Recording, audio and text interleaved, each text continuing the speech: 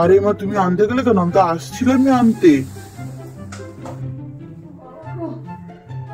না না, ঠিক আছে, তুমি এতক্ষণ যার খেয়াল রাখছিলে সারা রাস্তা তারই খেয়াল রাখো, তারই সুটকেস নিয়ে এসে রাখো। তোমার মা এখনো শক্তপোক্ত আছে, করতে পারে সব।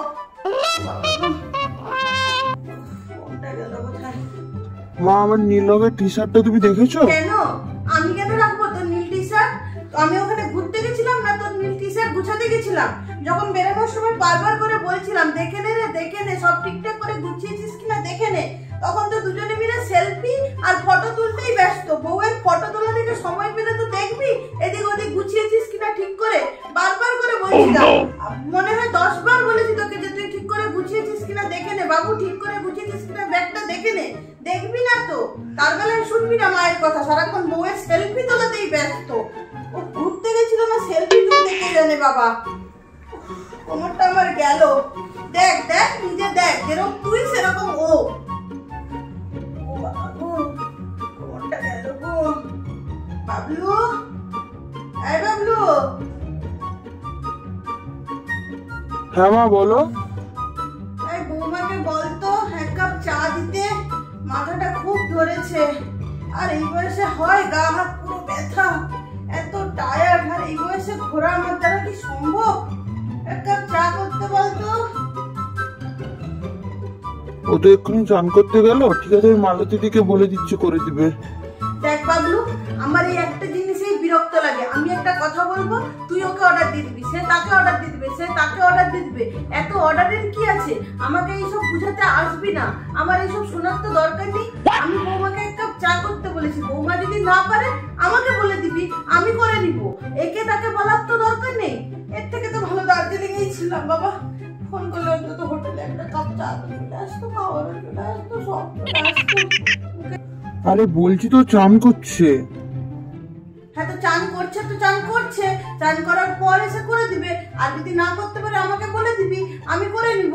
এই একে বলে দিচ্ছি তাকে বলে দিচ্ছি, এসব আমার একদম ভালো লাগে না। না করা হয় না করবে। এর থেকে তো ভালো পাহাড়ে ছিলাম, অন্তত সব তো হাতের কাছে মুখের কাছে এসে পেয়ে যাচ্ছিলাম। এটা ওটা সেটা না, কোনো শান্তি নেই। কি মনে মনে বলছো? এই যা তো তুই যা যা, আমি বানিয়ে করে খেয়ে নিব। যা তুই গিয়ে তোর বউ সেবা কর, যা। হ্যাঁ হ্যালো দিদি। হ্যাঁ বলো। হ্যাঁ ভালো ঘুরে এলাম, এই 1 ঘন্টা মতন হলো এসে পৌঁছেছি। হ্যাঁ না না, এখনো চেঞ্জ করিনি। না ভালোই ঘুরেছি। হ্যাঁ ও ওয়েদার তো ওখানে ভালো ঠান্ডা, এখানে প্রচুর গরম গো। হ্যাঁ বৌমার ফটো দেখেছো? হ্যাঁ আর বলো না, বলেছিলাম একদিন মডার্ন যুগ, মডার্ন বৌমা, তারা কি এখন আমাদের কথা শুনে গো দিদি? শোনে না। তাও একদিন জিন্স শার্ট পরে বেরিয়েছিল, আমি বললাম যে একটা শাঁকা পলার একটা তো কিছু পরো, তুমি বিবাহিত বউ। বললো শার্টের সাথে কি আর যায় শাঁকা পলা, পরবো না কোনোটা। ঠিক আছে, এখন কি বলতে পারি বলো দিদি, আমাদের যুগ তো আর নেই। নিজের মান সম্মান নিজের কাছে, বেশি বললে তো বৌমার থেকে আগে ছেলে চলে আসে। তাই না না, আমাদের মান সম্মান আমাদের কাছে, তাদের মান সম্মান তাদের কাছে। এখন যুগটাই সেরকম, কাকে আর কি বলবো দিদি। নিজের ছেলেই সেরকম নয় তো বৌমাকে বলে কি করবো? কিছু বলি না দিদি, মডার্ন যুগ, মডার্ন সবকিছু। আরে দিদি হ্যাঁ সময় করে এসো, হ্যাঁ দেখাবো কি কি নিয়ে এসছি। হ্যাঁ এসো, রাখি তাহলে। হ্যাঁ যা তো নিচ থেকে 1 কেজি দই নিয়ে আসবি। আমি যেতে পারবো না, আমি খুব টায়ার্ড। আচ্ছা, আসতে না আসতেই টায়ার্ড হয়ে গেলি? ওখানে তো সকাল থেকে সন্ধ্যা পর্যন্ত বৌমার হাত ধরে এদিক ওদিক সেদিক কোথায় কোথায় ঘুরে বেড়াচ্ছিলি, ট্রেকিং এ উঠে যাচ্ছিলি পাহাড়ের উপর পাহাড়, তার বেলায় টায়ার্ড হসনি? এখন একটু নিচে গিয়ে দই নিয়ে আসতে বলছি, তার বেলায় টায়ার্ড হয়ে গেলি? ওখানে ঠান্ডা ছিল, ওখানে কত গরম দেখো। তো তুই এখন কি চাস? তুই একটু নিচে দই আনতে যাবি বলে তোর মা এখন বরফের বৃষ্টি করবে তোর উপর? যেরকম ওয়েদার সেরকম মানিয়ে নিতে হবে। সেখানে ঠান্ডা ছিল, এখানে গরম। গরমে আর 4 জন কাজ করতে যাচ্ছে না, অফিস যাচ্ছে না, তারাও তো কাজ করে। তো এই ওয়েদারে যাবি না তো কি করবি? আর বল, তুই যদি না যেতে পারিস তোর মা যাবে আনতে। বউ বললে তো চলে যেতিস এক্ষুনি। বল যাবি কি যাবি না? উফ, যাচ্ছি।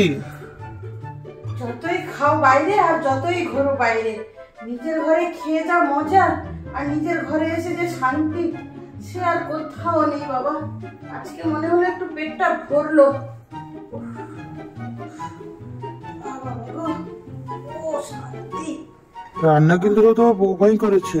তুইও না সত্যি বাবলু, একটু আমাকে বলতে দে, পুরো কথাটা শেষও করতে দিস না, বৌমার কথা শুরু করে দিস। আমি কোথায় না বললাম যে ও রান্না করেনি, কথা শেষ করতে দে। আমার ছেলে দুটো বাবা হয়েছে ও সত্যি একদম অন্ধ ভক্ত বউয়ের।